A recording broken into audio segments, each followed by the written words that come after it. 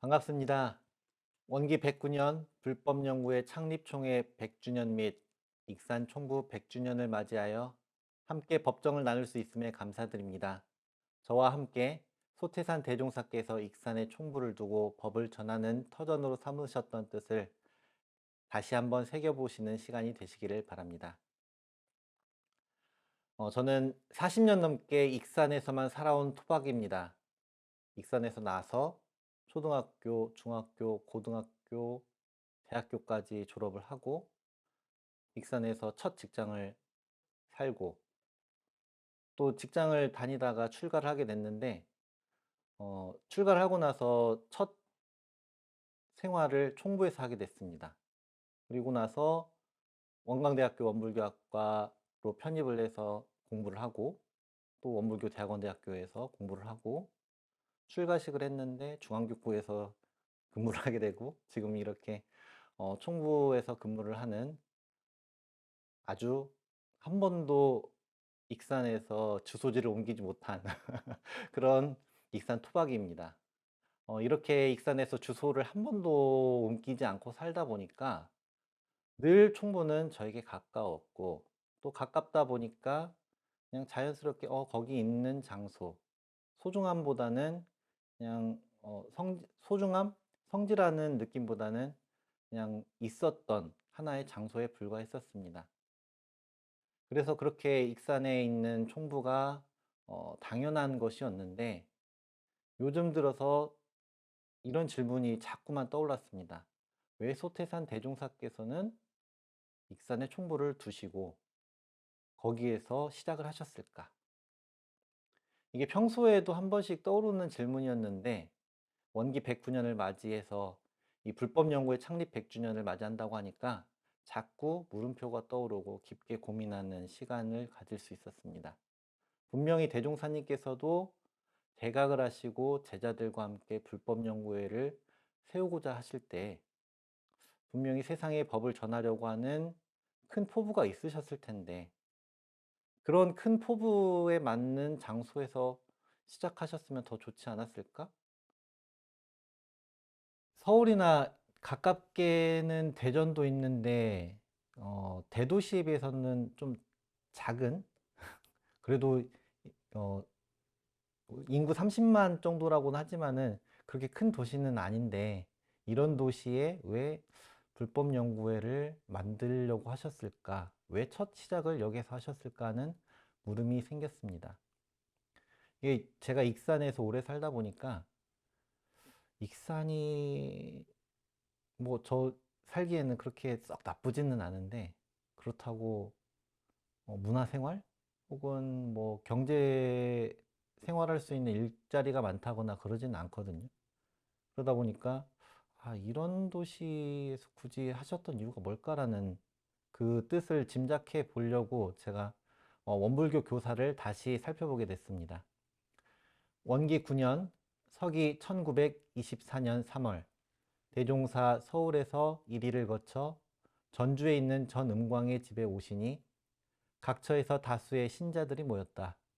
이에 서중한 등 7인이 발기인이 되어 불법연구회 창립 준비를 토의할제 대종사 총부 기지에 대하여 말씀하시기를 이리 부근은 토지도 광활하고 교통이 편리하여 재산이 없는 자들의 생활과 각처 회원의 내왕이 편리할 듯하니 그곳으로 정함이 어떠하냐 하심에 일동이 그 말씀에 복종하였다.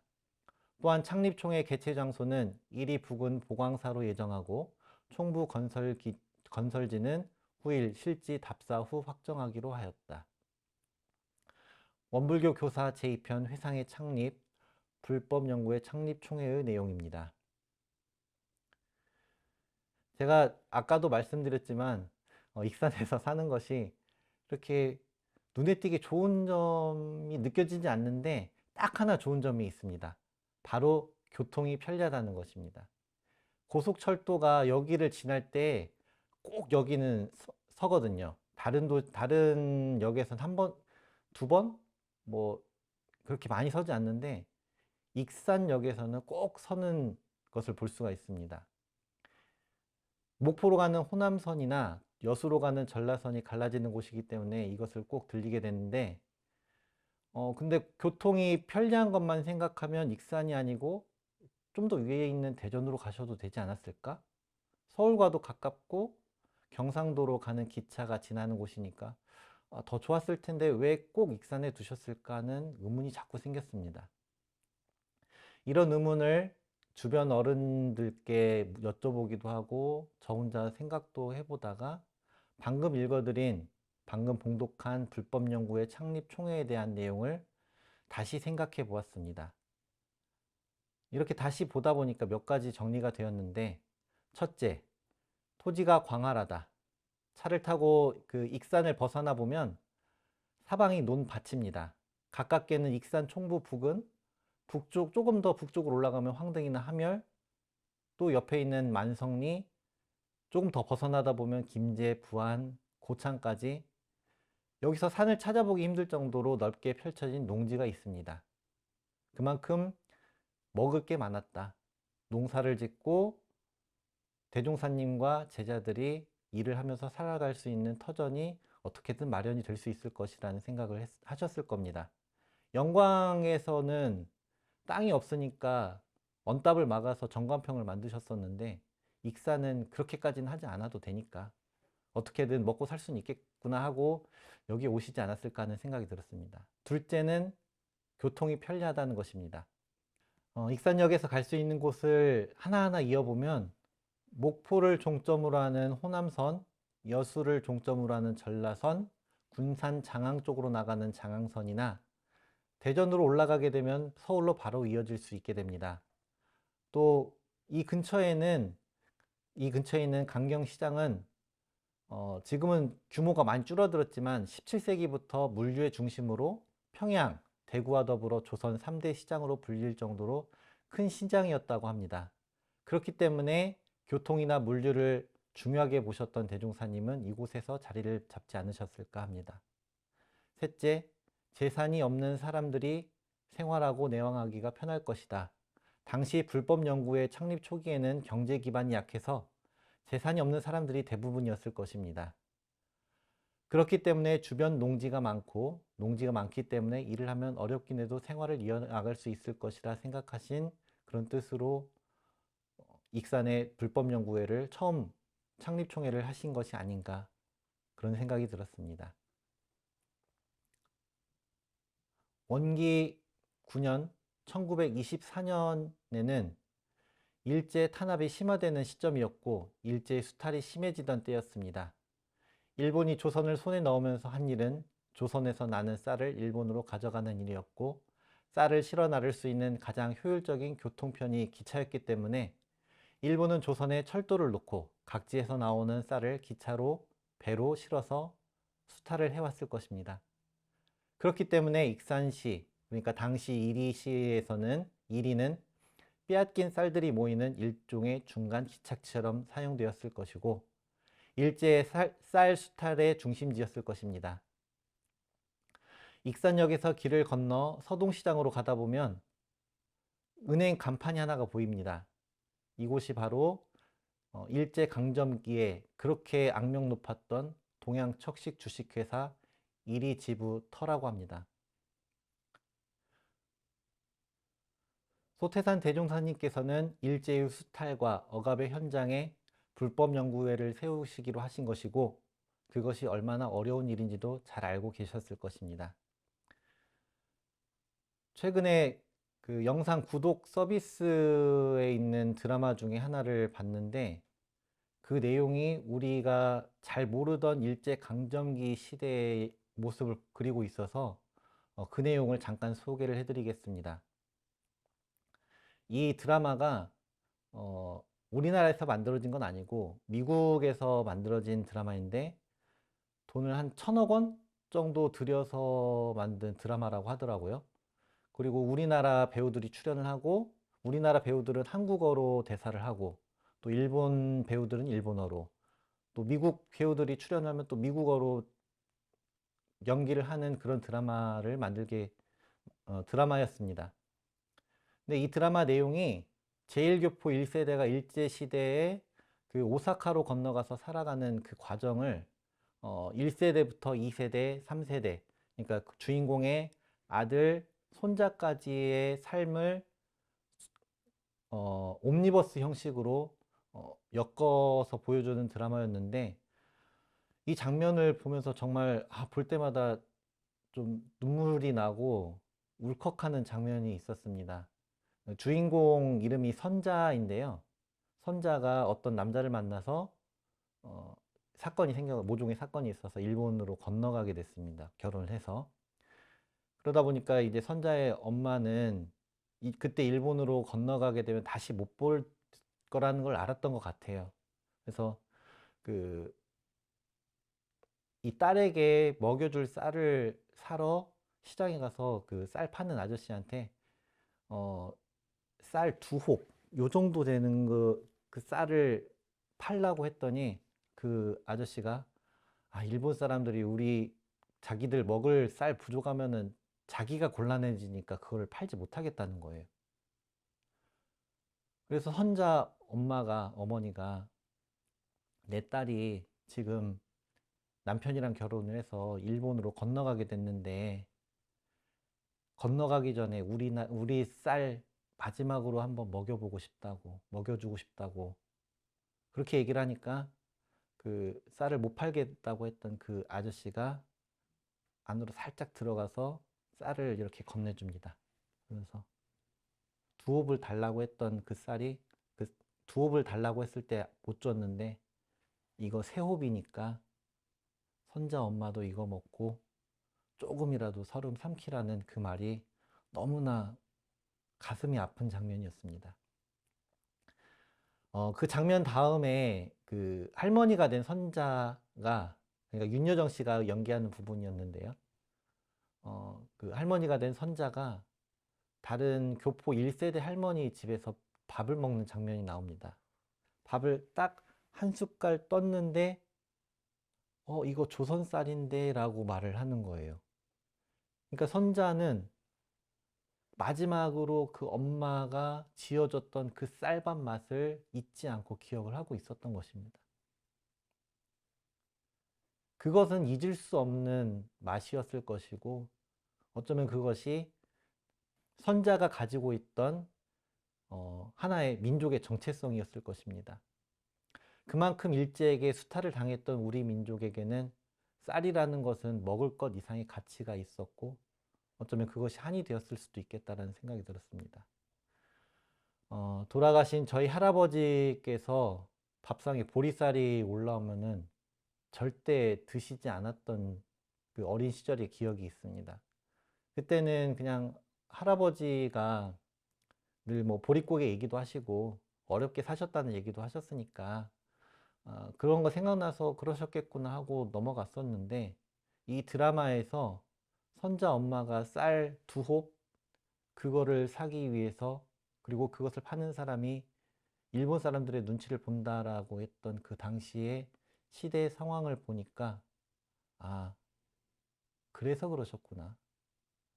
우리 할아버지 할머니 세대에서 쌀이란 그야말로 한이었겠구나 하는 생각이 들었습니다. 그렇게 어려웠던 시대에 대종사께서 익산에 터를 잡으신 것은 그저 제자들과 함께 살 장소를 정한 것이 아니라, 일제강점기 수탈이 일어나고 있는 중심에서 고통받고 있는 사람들과 그 고통을 나누고 돕고자 하신 것이었습니다. 누가 하는 얘기를 들었는데, 대종사님은 일제강점기에서 그때 하신 일이 없지 않아요? 라는 말을 들은 적이 있었습니다. 독립운동가들이 피를 흘리고 싸울 때 세상을 구하고자 하는 성자라고 하는 사람이 아무것도 하지 않았잖냐 라고 하는 이야기를 들으면서 저는 이렇게 생각을 합니다.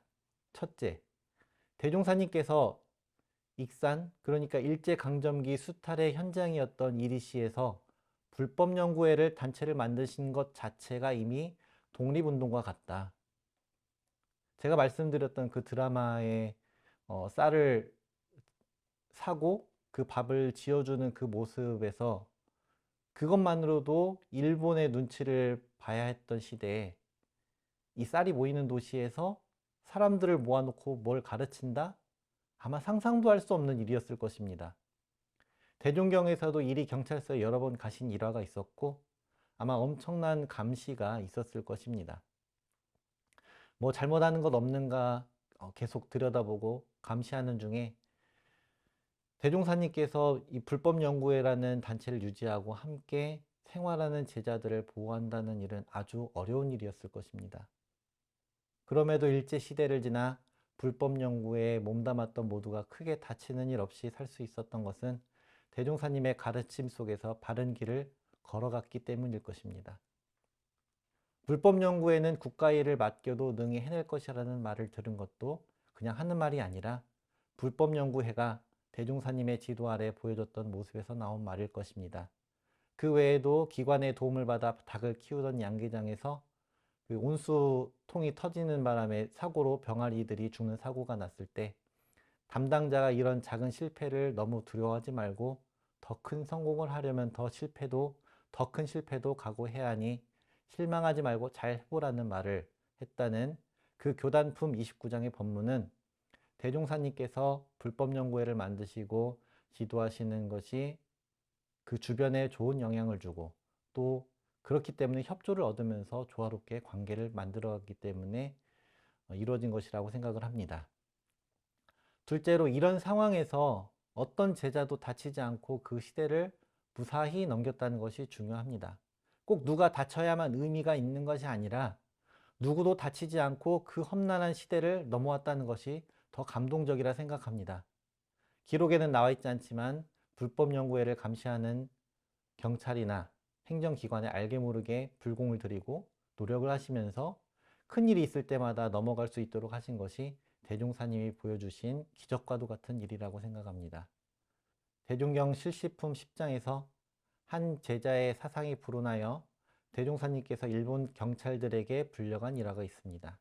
이 사건은 대종경 선회록에 보면 그 당시 상황이 나와 있는데 정산종사님의 아버님이신 구산 송벽조 선진이 원기 24년에 가뭄이 너무 심해서 사람들이 어려움을 겪으니까 일본 천황에게 가뭄을 책임지고 물러나라는 편지를 썼다는 것입니다.